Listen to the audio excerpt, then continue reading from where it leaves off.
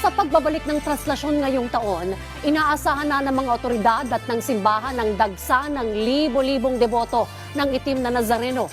Kaya naman ang PNP maglalagay pa ng dagdag seguridad sa Quiapo Church upang matiyak ang kaligtasan ng mga deboto.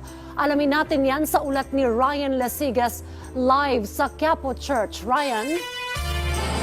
Naku Dayan, napakahigpit na nga ng seguridad na ipinapatupad dito sa Quiapo Church dahil tama ka, bukod nga doon sa mga nakadeploy na ng mga PNP personnel ay naglagay din dito ng 2 x-ray machine at simula nga kaninang umaga ay nakakumpiska na sila ng iba't ibang klase ng mga ipinagbabawal na kagamitan katulad ng iba't ibang kutsilyo, nandyan yung lighter at yung mga bala na sinasabing ginamit sa anting-anting or bilang anting-anting. Kanina sa isinagawang inspeksyon ni PNP Chief at ng DILG, sinabi nilang kontento naman sila sa latag ng seguridad at nanindigan na walang nakikitang banta kaugnay sa traslasyon 2024. Lubak-lubak. Marami. Puro pagsubok. Ganito inilarawan ni Richard ang kanyang buhay bago siya naging ihos.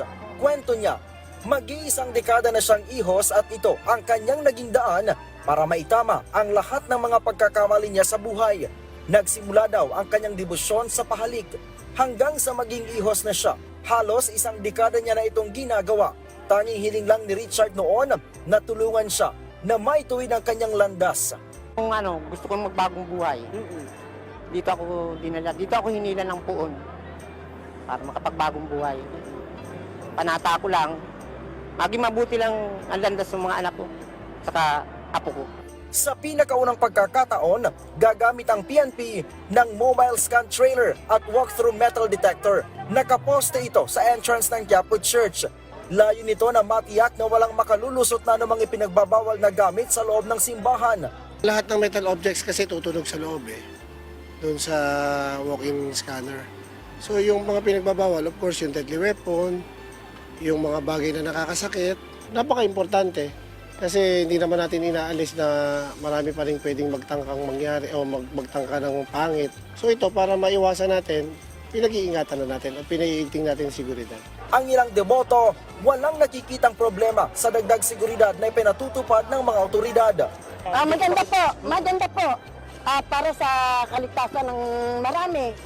Tama po yun.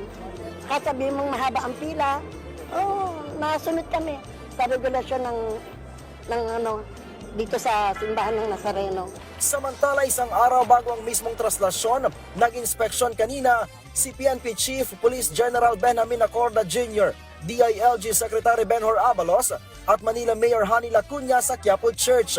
Sabi nila, handa raw sila sa worst case scenarios na maaaring maganap sa prosesyon ng itim na Nazareno bukas. Mahigit 15,000 PNP personnel kasama ng force multiplier ang nakakalat na sa paligid ng Quiapo Church.